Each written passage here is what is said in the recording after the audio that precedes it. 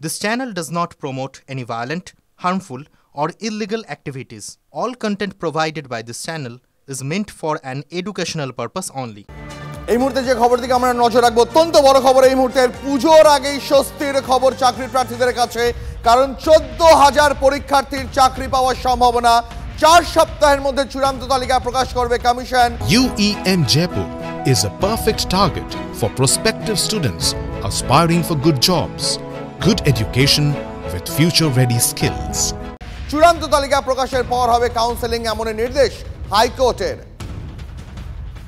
মহামান্য বিচারপতি তপব্রত চক্রবর্তীর ডিভিশন বেঞ্চ নির্দেশ দিয়েছে যে স্কুল সার্ভিস কমিশন উচ্চ প্রাথমিকের মামলায় যে আফটার ইন্টারভিউ ওএমআরসির রিয়াসেস করে যে 1463 জনকে বাতিল করেছিল, স্কুল সার্ভিস কমিশনের এই ডিসিশনটি, এই সিদ্ধান্তটি ভুল ছিল এবং সেই ভুলটিকে রেকটিফাই করে মহামান্য বিচারপতি নির্দেশ দিয়েছেন যে 1463 জনকে আফটার ইন্টারভিউ ওএমআরসি রিয়াসেস করে তাদের বাতিল করা হয়েছিল, মেরিট লিস্টের বাইরে রাখা হয়েছিল, তাদের মেরিট লিস্টে আবার ইনক্লুড করতে হবে।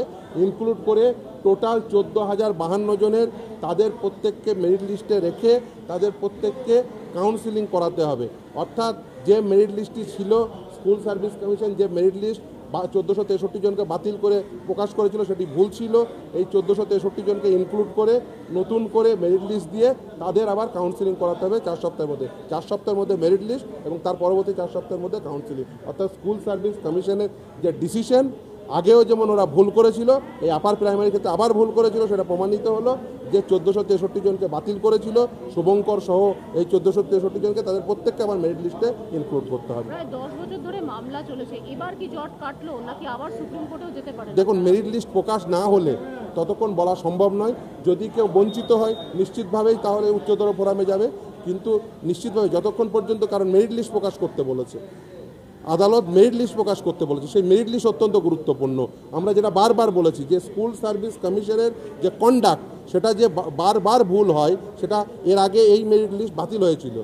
বিচারপতি মৌসুমী ভট্টাচার্য গোটা মেরিট লিস্ট বাতিল করেছিলেন, সেই বাতিল হয়ে যাওয়ার পরে আবার নতুন করে যে মেরিট লিস্ট দেয় সেখানেও তারা ভুল করে এবং সেটা আজকে আবার প্রমাণিত হলো যে স্কুল সার্ভিস কমিশন আবারও ভুল করেছে। তাই 1463 জনকে যারা বাতিল করেছিল তাদের ইনক্লুড করে আবার নতুন করে মেরিট লিস্ট দিতে হবে, প্যানেল দেবে। এই মুহূর্তে রয়েছেন হাইকোর্ট থেকে আমার সহকর্মী শ্রাবন্তী শাহ। শ্রাবন্তীর সঙ্গে কথা বলবো। শ্রাবন্তী, আপার প্রাইমারি শিক্ষক নিয়োগে ছাড়পত্র দিল হাইকোর্ট, 9 বছর পর আবার আপার প্রাইমারিতে নিয়োগ নিয়ে জট কাটছে। তাহলে নিঃসন্দেহে বলা যায়, এবং শুধুমাত্র এই একটি মামলা নয়, দ্বীপ বেশ কয়েক বছর ধরে, বলা যেতে পারে 2019 সাল থেকে আমরা নিয়োগ প্রক্রিয়ায় একাধিক জট দেখেছি। কখনো রাজ্য সরকার সরাসরি যারা মামলাকারী তাদের দোষেছেন, কখনো পর্ষদের যে আচরণ তা নিয়ে প্রশ্ন উঠেছে। অবশেষে প্রায় 10 বছরের কাছাকাছি হতে চলল এই মামলায়। কিছুটা আশা করছেন এই সমস্ত পরীক্ষার্থী যারা রয়েছেন, তারা এতদিন পর্যন্ত মামলা করেছেন। আজকের নিয়োগে কেন বলা হচ্ছে যে জট কাটলো, তার কারণ একদিকে যেরকম মামলাকারীরা তারা মেধা তালিকায় নতুন করে অন্তর্ভুক্ত হওয়ার একটা সুযোগ পাচ্ছেন, সেই মেধা তালিকা এবার স্বচ্ছ হবে এমনটা আশা করছেন সকলে।